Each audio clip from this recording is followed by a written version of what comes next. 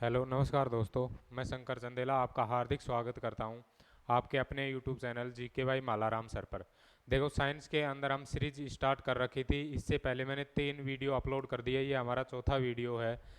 और हम जो एचएसएससी के अंदर जो पहले आए हुए क्वेश्चन है, प्रीवियस ईयर के जो क्वेश्चन है, उनका अध्ययन कर रहे थे। और हम तैयारी जो आगामी जो हमारा ग्रुप डी का एग्ज़ाम होगा 21 और 22 अक्टूबर को, उसको मद्देनज़र रखते हुए हमने साइंस की सीरीज स्टार्ट की थी। और हमारा टारगेट था कि साइंस के जो ग्रुप डी के अंदर 15 क्वेश्चन आएंगे, हमारी 15 में से 15 क्वेश्चन ही ठीक हों। और हमारा लक्ष्य भी यही है, हम कोशिश भी यही करेंगे कि जो पेपर होगा उसके अंदर जो हमारी सीरीज है उन्हीं में से क्या आएंगे, ज़्यादा से ज़्यादा क्वेश्चन आएंगे। और मैंने बोला था कि 10 से 13 क्वेश्चन की मैं गारंटी लेता हूँ कि जो हमारी सीरीज रहेंगे इन्हीं में से आएगा। और मैं लगातार सीरीज अपलोड कर रहा हूँ, आपको वीडियो कंप्लीट देखनी है, ध्यान से समझना है। फिर भी अगर आपको कोई डाउट हो तो आप कमेंट बॉक्स के अंदर कमेंट कर सकते हो। तो आज की सीरीज हम स्टार्ट करते हैं। सबसे फर्स्ट क्वेश्चन है हमारा, उत्प्रेरक शक्ति वाले प्रोटीनों को क्या नाम दिया गया है। देखो, एक तो होता है कैटेलिस्ट। क्या होता है? कैटेलिस्ट, जिसे हम बोलते हैं उत्प्रेरक। क्या बोलते हैं? उत्प्रेरक। कोई भी रासायनिक अभिक्रिया होती है, उसके अंदर जो कैटेलिस्ट अगर उसके अंदर मिला दिया जाता है तो रिएक्शन की गति को क्या कर देता है, वो इंक्रीज कर देता है। तो उत्प्रेरक उसे ही बोलते हैं हम, कैटेलिस्ट उसे ही बोला जाता है जो रिएक्शन की गति को तो क्या कर देता है, बढ़ा देता है, लेकिन स्वयं के अंदर कोई भी बदलाव नहीं करता। तो उत्प्रेरक का कार्य यही होता है कि यह अभिक्रिया को क्या कर देता है, बढ़ा देता है। लेकिन उत्प्रेरक कहाँ होता है? जो रासायनिक अभिक्रिया होती है वहाँ होता है। लेकिन अगर हम जीवों की बात करें, जैसे ह्यूमन मनुष्य की बात करें, या जीवों के अंदर जो क्रिया होती है, जो मेटाबॉलिज्म क्रियाएं होती हैं हमारे शरीर के अंदर, उनको इंक्रीज करने वाला कौन होता है? जो उत्प्रेरक होता है उसे हम बोलते हैं एंजाइम। क्या बोलेंगे? एंजाइम। जो किसके बने होते हैं? प्रोटीन के बने होते हैं। किसके बने होते हैं? प्रोटीन के बने होते हैं। देखो, रिएक्शन के अंदर तो क्या रहेगा? कैटेलिस्ट, उत्प्रेरक रहेगा। जो जीव होते हैं, जीवों के अंदर क्या हो, उसी कैटेलिस्ट को हम क्या बोलते हैं? एंजाइम बोलते हैं, जो किसका बना होता है? प्रोटीन्स के बने होते हैं। तो ये दे रखा है, उत्प्रेरक शक्ति वाले प्रोटीनों को क्या नाम दिया गया है। तो अमल नहीं देंगे हम, क्या नाम देते हैं उनको? एंजाइम नाम देते हैं। तो हमारा करेक्ट आंसर कौन सा रहेगा? B, enzyme. न तो क्षार रहेगा और न ही हार्मोन। तो ये ध्यान रखना आपको, करेक्ट आंसर कौन सा रहेगा हमारा? B, enzyme. देखो, अगले क्वेश्चन की बात करते हैं हम। देखो, हमारा क्वेश्चन है, निम्नलिखित में से कौन सा जीवाश्म ईंधन नहीं है। तो सबसे पहले तो आपको समझना है कि जीवाश्म ईंधन क्या होते हैं। देखो, जीवाश्म किसे बोलते हैं हम? आज से लाखों साल पहले क्या हुआ था कि जो प्लांट भी पाए जाते हैं हमारी अर्थ के ऊपर, जीव भी पाए जाते हैं। प्लांट और जीव क्या हो गए, जो हमारी अर्थ है उसमें नीचे दब गए, और इनके ऊपर क्या आ गई? मिट्टी आ गई। लगातार मिट्टी क्या होगी? ये एक दिन की प्रोसेस नहीं है, इस प्रोसेस को होने में लाखों वर्ष लगते हैं। जैसे जैसे इनके ऊपर मिट्टी आती गई, तो इनके ऊपर दाब क्या होता गया? बढ़ता गया। दाब बढ़ता गया। इसके साथ साथ जो हमारी अर्थ होती है, अर्थ में नीचे क्या होता है? टेम्परेचर हाई होता है, ज़्यादा होता है। तो तापमान भी क्या होता गया? बढ़ता गया। और ऑक्सीजन O2 की क्या होती है वहाँ पर? अनुपस्थिति होती है। अर्थ में नीचे ऑक्सीजन थोड़ी ना रहेगा, ऑक्सीजन तो कहाँ होता है? एटमॉस्फेयर में होता है। तो दाब बढ़ता है, ताप भी बढ़ता है, और ऑक्सीजन या फिर वायु की क्या होती है? अनुपस्थिति होती है। तो ये तीनों कंडीशन होती हैं। इन तीनों कंडीशन के अंदर जो प्लांट और जीव होते हैं, ये किसके अंदर चेंज हो जाते हैं? जीवाश्म में चेंज हो जाते हैं। किस में चेंज हो जाते हैं? जीवाश्म में। आपने डायग्राम में भी देखा होगा, जीवाश्म क्या होते हैं? उनके अंदर केवल जीवों की क्या दिखाई देती हैं? हड्डियां दिखाई देती हैं। तो जो जीवाश्म होते हैं, जीवाश्म के अंदर ही क्या होते हैं? जो जीवाश्म होता है, इसी से क्या बनते हैं? हमारे पेट्रोलियम बनते हैं। पेट्रोलियम का मतलब जो डीजल है, पेट्रोल है, कोयला है, वो सभी किससे? जो प्लांट थे वो नीचे दब गए, उन्हीं के दाब बढ़ता है, ताप बढ़ता है, और ऑक्सीजन की अनुपस्थिति में जो क्रिया होती है उसी से क्या बनते हैं? जीवाश्म बनते हैं। और जीवाश्म किस में चेंज होता है? पेट्रोलियम में। और इसी से क्या बनती है? प्राकृतिक गैसें बनती हैं। क्या बनती हैं? प्राकृतिक गैस। जैसे सीएनजी हो गई, एलपीजी हो गई। मैंने फुल फॉर्म भी बताया था सीएनजी की, कंप्रेस्ड नेचुरल गैस, एलपीजी की लिक्विफाइड पेट्रोलियम गैस। इसके अलावा पेट्रोलियम के अंदर क्या आ जाएगा, डीजल आ जाता है, पेट्रोल भी आता है इसी के अंदर, कोयला भी इसी में आता है। तो जीवाश्म होते हैं, उन्हीं से क्या बनता है, पेट्रोलियम पदार्थ बनते हैं, और इसी से क्या बनते हैं, जो प्राकृतिक गैसें होती हैं, सीएनजी और एलपीजी। मैंने पूरी प्रोसेस बता दी। तो देखो अब हमें क्या दे रखा है, निम्नलिखित में से कौन सा जीवाश्म ईंधन नहीं है। प्राकृतिक गैस, मैंने बताया प्राकृतिक गैस सीएनजी और एलपीजी, ये तो क्या रहेंगे, जीवाश्म ईंधन होते हैं, तो ये आंसर नहीं रहेगा। पेट्रोलियम, पेट्रोलियम भी क्या होते हैं, जीवाश्म ईंधन, ये भी आंसर नहीं रहेगा। कोयला भी क्या रहेगा, देखो डीजल, पेट्रोल और क्या बताया मैंने, कोयला, कोयला भी क्या होता है, जीवाश्म ईंधन, तो ये भी आंसर नहीं रहेगा। देखो लकड़ी क्या होती है, जो हमारे अर्थ के ऊपर, पृथ्वी के ऊपर जो प्लांट होते हैं उनकी क्या होती है, लकड़ी होती है, तो ये जीवाश्म ईंधन के अंदर नहीं आता, तो लकड़ी जीवाश्म ईंधन के अंदर नहीं आएगी। तो करेक्ट आंसर कौन सा रहेगा हमारा, डी लकड़ी। तो मैंने बता दी, जो जीवाश्म की जो प्रोसेस होती है इसके अंदर लाखों वर्ष लगते हैं, और जो पेड़ और जीव होते हैं वो जीवाश्म में चेंज होते हैं, जीवाश्म से पेट्रोलियम पदार्थ प्राप्त होते हैं, और उन्हीं से क्या प्राप्त होती है, हमें प्राकृतिक गैसें प्राप्त होती है, जैसे सीएनजी और एलपीजी। देखो अगले क्वेश्चन की बात करते हैं। अगला क्वेश्चन हम दे रखा है, कंकाल की सबसे लंबी हड्डी है। तो आपसे इस क्वेश्चन के अंदर लंबी हड्डी पूछी है आपसे, तो हो सकता है आगे जो क्वेश्चन आएगा उसमें सबसे छोटी हड्डी भी पूछ सकता है। तो आपको ध्यान रखना है सबसे लंबी हड्डी कौन सी है और सबसे छोटी। तो सबसे लंबी हड्डी की बात करें तो कौन सी होती है, फीमर होती है। कौन सी होती है, फीमर, जो हमारी जांग की हड्डी होती है, जो पैर की जो जांग होती है हमारी, उसकी जो हड्डी होती है वो क्या होती है, हमारे शरीर की सबसे बड़ी हड्डी होती है। अगर छोटी की बात करें हम, तो सबसे छोटी हड्डी कौन सी होती है, तो वो ध्यान रखना आपको कि हमारे शरीर की सबसे छोटी हड्डी कौन सी होती है, तो वो होती है स्टेपिज। कौन सी होती है, स्टेपिज, जो कहाँ पाई जाती है, कान में पाई जाती है, मध्य कान में। कहाँ पाई जाती है, मध्य कान के अंदर। तो आप ध्यान रखोगे सबसे लंबी हड्डी फीमर होती है, सबसे छोटी स्टेपिज होती है। इसके अलावा जो हमारा कान होता है उसके अंदर 3 हड्डियां पाई जाती हैं। कितनी होती हैं, 3 होती हैं। एक तो कौन सी होती है, स्टेपिज होती है। कान के अंदर कितनी हड्डियां होती हैं, 3 होती हैं। एक स्टेपिज होती है, एक होती है मेलियस, एक होती है मेलियस, और एक होती है इनकस। तो ये ध्यान रखना, हमारे कान के अंदर 3 हड्डियां होती हैं, स्टेपिज, मेलियस और इनकस, जिनमें सबसे छोटी कौन सी होती है, स्टेपिज होती है।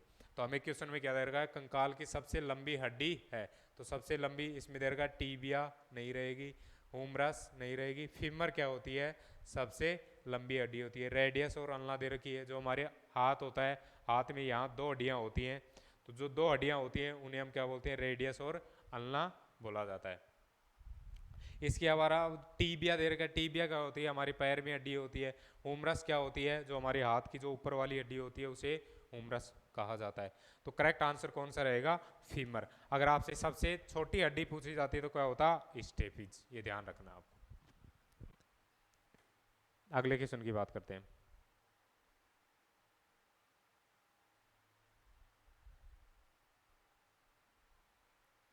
देखो अगला क्वेश्चन दे रखा है, निम्नलिखित में से कौन सा युग्म सुमेलित नहीं है। यहाँ आविष्कार दे रखा है और यहाँ पर क्या दे रखा है, आविष्कारक। तो हमें ए दे रखा है, देखो ए वहाँ लिख रखा है, ए में दे रखा है प्रोटॉन, और उसका आविष्कारक कौन दे रखा है, रदरफोर्ड। बी हमें दे रखा है न्यूट्रॉन, और उसका आविष्कारक क्या दे रखा है, चैडविक दे रखा है। तो देखो मैं यहाँ लिख देता हूँ, फर्स्ट ए क्या दे रखा था हमें, प्रोटॉन। बी हमें क्या दे रखा है, न्यूट्रॉन। यहाँ क्या दे रखा है हमें, रदरफोर्ड। और यहाँ क्या दे रखा है इलेक्ट्रॉन में, वो न्यूट्रॉन में चैडविक।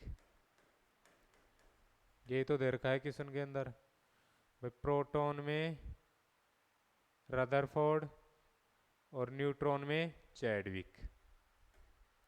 प्रोटॉन रदरफोर्ड, बी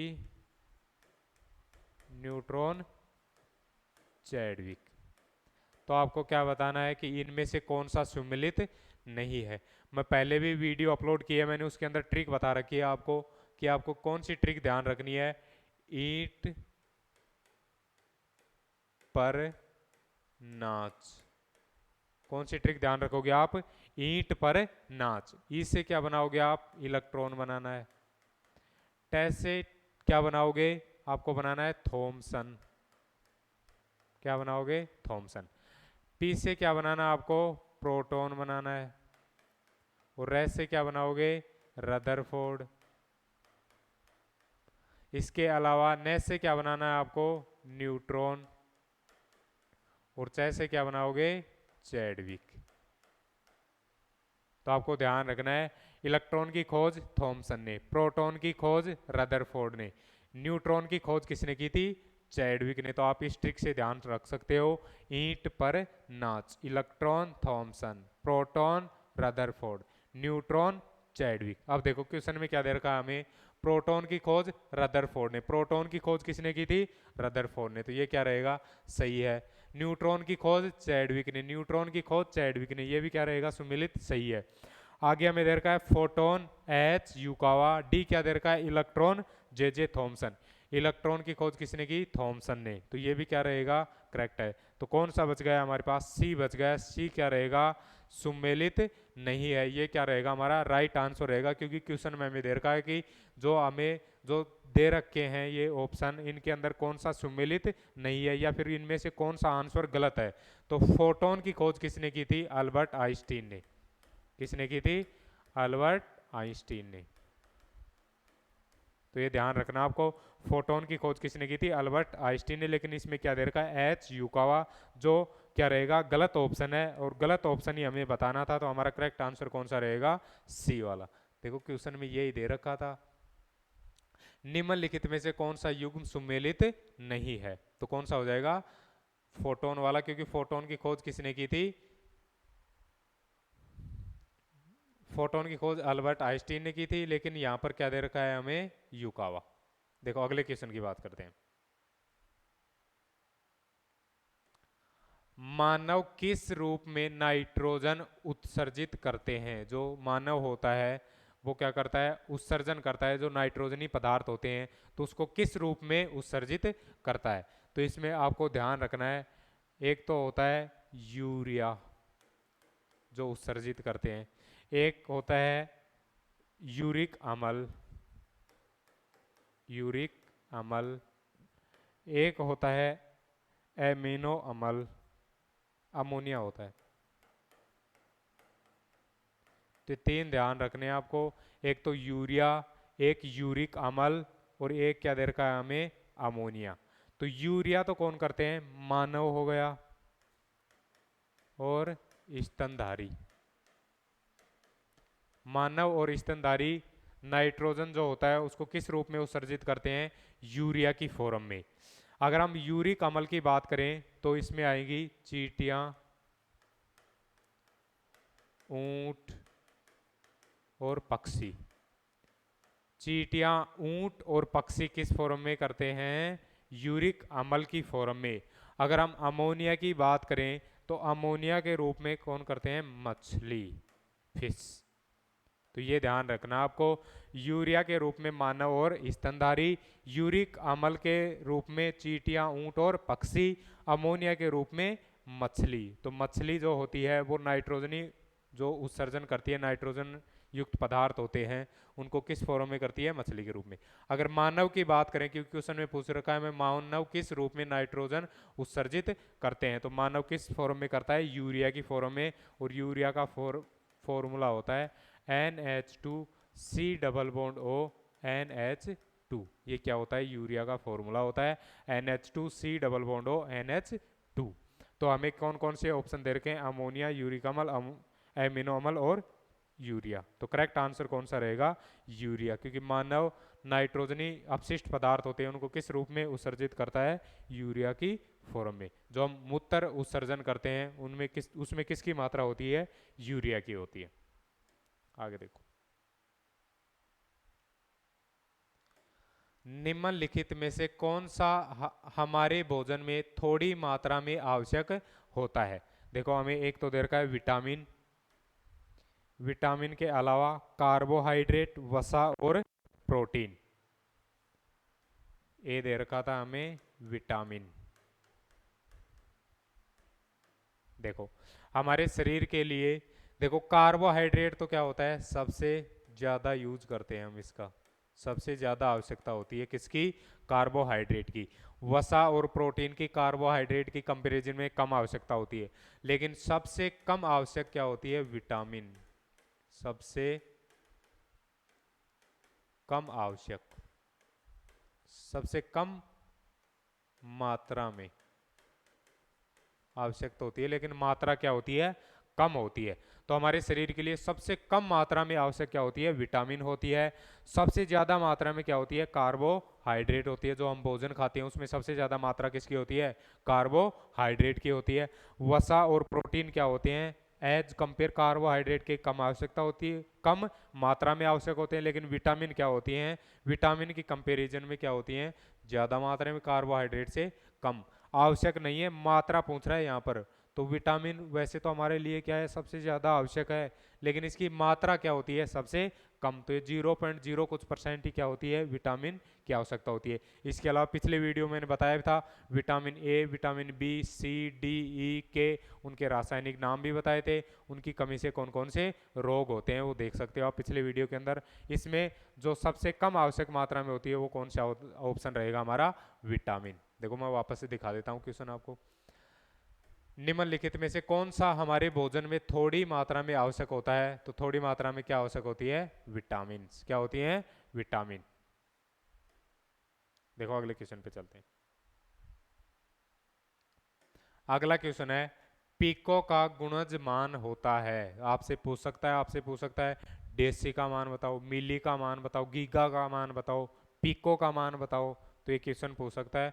तो मैं आपको 5-7 लिखा देता हूँ, वो आपको याद रखने हैं। जैसे अगर हम बात करें 10 की पावर में चलते हैं, ये 10 की पावर 1 रहे, 10 की पावर 2, 10 की पावर 3, 10 की पावर 6, 10 की पावर 9, 10 की पावर 12। अगर नीचे हम बात करें 10 की पावर -2, 10 की पावर -3, 10 की पावर -6, 10 की पावर -9, 10 की पावर -12, ये इतने ध्यान रखने हैं आपको। अगर 10 की पावर 1 होती है उसे हम बोलते हैं डेका, क्या बोलेंगे इसको हम, डेका बोलते हैं। 10 की पावर 1 होती है उसको हम क्या बोलते हैं, डेका बोलते हैं। 10 की पावर -1 को डेसी, क्या बोलेंगे इसको हम, डेसी।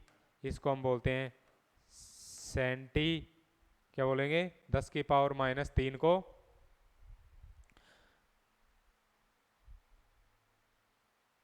10 की पावर -1 और आएगी यहाँ पर, इसको -1 मान लो, इसको आप 10 की पावर 1 मानो।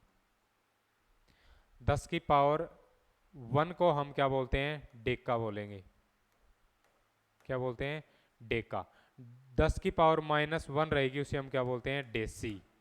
10 की पावर -2 को हम क्या बोलते हैं, सेंटी। और 10 की पावर -3 को हम क्या बोलते हैं, मिली। देखो वापस से बताता हूँ मैं आपको। 10 की पावर 1 रहेगी उसे हम क्या बोलते हैं, डेका। 10 की पावर -1 रहेगी उसे हम डेसी। 10 की पावर -2 को सेंटी। 10 की पावर -3 को हम क्या बोलते हैं, मिली बोलते हैं। और 10 की पावर -6 को हम बोलेंगे माइक्रो। क्या बोलेंगे, माइक्रो। इसको हम बोलते हैं नैनो। और इसको हम क्या बोलेंगे, नैनो के बाद में क्या होता है, पिको। तो आपको ध्यान रखना है, 10 की पावर 1 को डेका, -1 को डेसी, सेंटी, मिली, -6 को माइक्रो, -9 को नैनो, और -12 को क्या बोलते हैं हम, पिको बोला जाता है। अगर हम प्लस में बात करें तो प्लस में 2 को हम बोलेंगे हेक्टो, हेक्टो। 3 को किलो, क्या बोलेंगे, 2 को हम बोलते हैं हेक्टो, 3 को क्या बोलेंगे, किलो। 6 रहेगी उसको मेगा, मेगा। इसको हम बोलेंगे गीगा। और इसको हम बोलेंगे टेरा। तो ये ध्यान रखना आपको। 10 की पावर 1 को डेका, 10 की पावर 2 को हेक्टो, 10 की पावर 3 को किलो, 10 की पावर 6 को मेगा, 10 की पावर 9 को गीगा, 10 की पावर 12 को क्या बोलेंगे हम, टेरा बोलते हैं। तो हमें क्वेश्चन में क्या पूछ रखा है, पिको का गुणज मान होता है। तो पिको का कितना होता है, 10 की पावर माइनस 12 होता है। तो हमारा करेक्ट आंसर कौन सा रहेगा, 10 की पावर माइनस 12। अगर 10 की, देखो ये माइनस लिख रखा है, वैसे क्या मानना है आपको, 10 की पावर माइनस 12, इसको 10 की पावर माइनस 9, इसको माना है 10 की पावर 9, इसको माना है 10 की पावर 12। वैसे तो ये 1012 दिख रहा है, लेकिन इसको क्या मानोगे आप, 10 की पावर 12। अगर 10 की पावर 12 की बात करें तो 10 की पावर 12 क्या होती है, टेरा होती है। 10 की पावर 9 क्या होती है, गीगा होती है। 10 की पावर माइनस 9 क्या होती है, नैनो होती है। 10 की पावर माइनस 12 क्या होती है, पिको। तो हमारा करेक्ट आंसर कौन सा रहेगा, ए, 10 की पावर माइनस 12। ये ध्यान रखना है, कुछ मान लिखा है मैंने, इसको ध्यान रखोगे आप।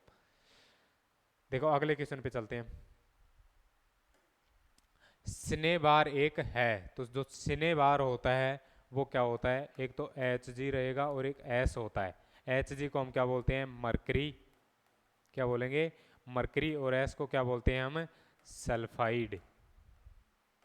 तो मरकरी सल्फाइड को क्या बोला जाता है, सिने बार। क्या बोलेंगे हम, सिने बार। तो आपको ध्यान रखना है सिने बार किसे बोला जाता है, एच जी एस को हम क्या बोलते हैं, सिने बार। देखो हमें ऑप्शन में Cu2S दे रखा है, नहीं रहेगा। HgO भी नहीं रहेगा। आगे हमें कौन सा ऑप्शन दे रखा है, HgS। तो HgS को ही हम क्या बोलते हैं, सिने बार बोलते हैं। जो क्या होता है, मरकरी का एस होता है। जो मरकरी होती है वो किस फॉर्म में पाई जाती है, HgS सल्फाइड की फॉर्म में पाई जाती है। इसके अलावा आपसे जिंक ब्लेड भी पूछ सकता है, जिंक ब्लेड। तो जिंक ब्लेड क्या होती है, ZnS। जिंक क्या होती है, इसे हम बोलते हैं जिंक सल्फाइड। क्या बोलेंगे, जिंक सल्फाइड। तो जिंक का भी ये एस होता है, जिंक भी सल्फाइड की फॉर्म में पाई जाती है, जिसे हम क्या बोलते हैं, जिंक ब्लेड। सिनेबार HgS को, जिंक ब्लेड ZnS को। ये भी पूछ सकता है क्वेश्चन के अंदर, ये ध्यान रखना आप। देखो अगला क्वेश्चन है हमारे पास, घनत्व की SI इकाई, SI रहेगी, SI इकाई। तो घनत्व की क्या बतानी है हमें, SI यूनिट बतानी है। तो इसमें क्या दे रखा है, kilogram per metre cube, newton per metre cube, kilogram minus metre cube, उपरोक्त में से कोई नहीं। तो मैं आपको 5-7 बता देता हूँ, उनको आपको ध्यान रखना है। जैसे दूरी, द्रव्यमान, समय।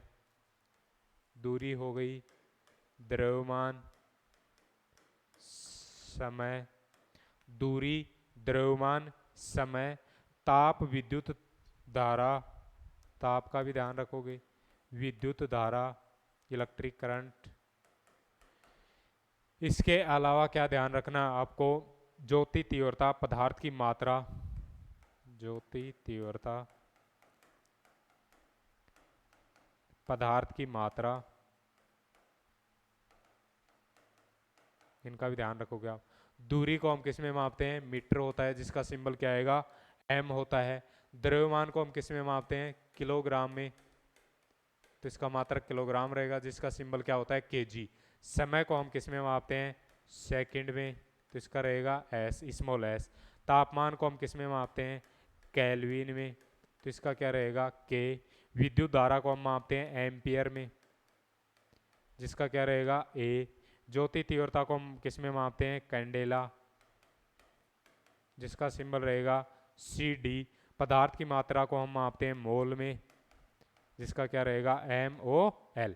तो ये ध्यान रखना आपको, दूरी मीटर m, द्रव्यमान किलोग्राम kg, समय सेकंड s, तापमान केल्विन K, विद्युत धारा एम्पियर A, ज्योति तीव्रता कैंडेला CD, CD है ये, C और D। पदार्थ की मात्रा मोल MOL। ये भी ध्यान रखें, ये 7 यूनिट होते हैं, 1 2 3 4 5 6 7, इनमें से भी क्वेश्चन पूछ सकता है। इसके अलावा और बता देता हूँ मैं आपको, आपको ध्यान रखना है एक तो वेग का, वेग या चाल, दोनों का सेम ही होता है। इसके अलावा त्वरण का ध्यान रखोगे आप, वेग या चाल का, त्वरण का भी ध्यान रखोगे। क्षेत्रफल, आयतन, घनत्व, क्षेत्रफल, आयतन और घनत्व। देखो वेग और चाल होती है, उसका मात्रक होता है मीटर पर सेकंड। क्या होता है? मीटर पर सेकंड। वेग का भी वही रहेगा और चाल का भी क्या होता है? वेग पर सेकंड। त्वरण की बात करें, त्वरण में होता है मीटर पर सेकंड स्क्वायर। क्या होता है? मीटर पर सेकंड स्क्वायर। क्षेत्रफल का होता है मीटर स्क्वायर। क्या होता है? मीटर स्क्वायर, जिसे हम वर्ग मीटर भी बोल सकते हैं। क्या बोल सकते हैं? वर्ग मीटर। मीटर स्क्वायर को हम क्या बोलते हैं? वर्ग मीटर। ये ध्यान रखोगे आप। अगर मीटर में क्यूब होती है, जैसे मीटर स्क्वायर को तो हम क्या बोलते हैं? वर्ग मीटर। मीटर क्यूब होती है उसको हम बोलते हैं घन मीटर। ध्यान रखना ये। अगर स्क्वायर 2 आती है तो वर्ग मीटर बोला जाता है। मीटर की अगर 3 आ जाएगी तो घन मीटर बोला जाता है। 3 आती है तो घन बोला जाता है, 2 आता है तो वर्ग बोला जाता है। आयतन की बात करें, क्योंकि क्षेत्रफल का तो क्या होता है? लंबाई गुणा चौड़ाई, तो उसमें मीटर और मीटर दो ही गुणा होते हैं, तो मीटर स्क्वायर आता है, जिसे हम बोल सकते हैं वर्ग मीटर। आयतन में क्या होता है? लंबाई गुणा चौड़ाई गुणा ऊंचाई होता है। क्षेत्रफल में तो लंबाई गुणा चौड़ाई, तो दो ही मीटर आएंगे, लंबाई भी मीटर में, चौड़ाई भी मीटर में, तो मीटर और मीटर मिलकर के क्या हो जाएंगे? गुणा करेंगे तो मीटर स्क्वायर हो जाएगा। अगर आयतन की बात करें तो आयतन में क्या होता है? लंबाई गुणा चौड़ाई गुणा ऊंचाई, तो इसमें 3 बार मीटर आता है, तो 3 बार मीटर को गुणा करेंगे तो मीटर की क्यूब आ जाती है। तो आयतन का क्या रहेगा? मीटर क्यूब, जिसे हम क्या बोल सकते हैं? घन मीटर। इसे हम क्या बोल सकते हैं? घन मीटर। लास्ट अगर हम घनत्व की बात करें तो घनत्व क्या होता है? भार अपोन में क्या होता है? आयतन। द्रव्यमान अपोन में आयतन होता है। तो द्रव्यमान अपोन में आयतन मैं यहाँ लिख देता हूँ।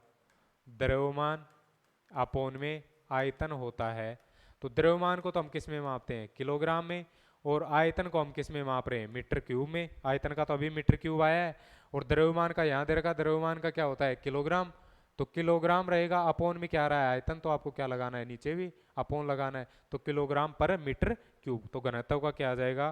किलोग्राम पर मीटर क्यूब आ जाता है। क्या आ जाता है? किलोग्राम पर मीटर क्यूब आएगा। जो हमें ऑप्शन किस में दे रखा है? फर्स्ट में दे रखा है, किलोग्राम पर मीटर क्यूब। जो ये स्लैश का निशान दे रखा है, इसका मतलब होता है अपोन। अगर अपोन नहीं लगाएंगे, देखो मैं, तो ये करेक्ट आंसर कौन सा हो जाएगा? Kilogram per metre cube. देखो मैं समझा देता हूँ आपको। जैसे हमारे पास होता है किलोग्राम पर मीटर क्यूब आया है, अगर ये पर का निशान लगा रखा है, ये नहीं लगाएंगे हम, तो क्या लिख सकते हैं हम इसको? किलोग्राम मीटर -3 आएगा। फिर क्या आएगा? जो क्यूब है, पावर है, उसको आपको माइनस करना है। माइनस का मतलब ये होता है कि 1 किलोग्राम से क्या होता है? अपोन में होता है। तो ये भी करेक्ट आंसर रहेगा, ये भी क्या रहेगा? करेक्ट आंसर रहेगा। देखो अगले क्वेश्चन की बात करते हैं।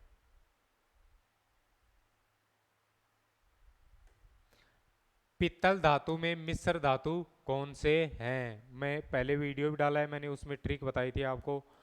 पिताजी से आपको ध्यान रखना है। किससे ध्यान रखोगे? पिताजी से। पी से क्या बनाओगे आप? पित्तल। तै से क्या बनाओगे? तांबा। जी से क्या बनाओगे? जिंक।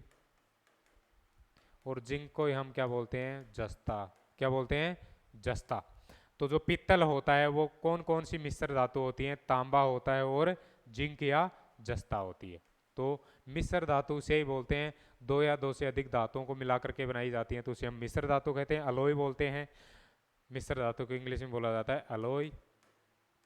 तो मिश्र धातु में पूछ रहा है हमें पित्तल धातु, तो पित्तल को आप पिताजी से ध्यान रखोगे। पी का मतलब पित्तल, तै से तांबा, जी से जिंक, और जिंक को ही क्या बोला जाता है?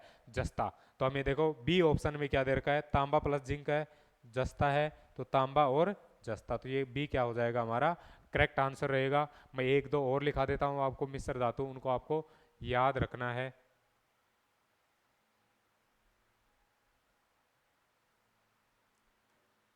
देखो एक तो हमारे पास होती है पित्तल, एक आपने नाम सुना होगा कांसा, ये ब्रॉन्ज होती है, ये ब्रांस।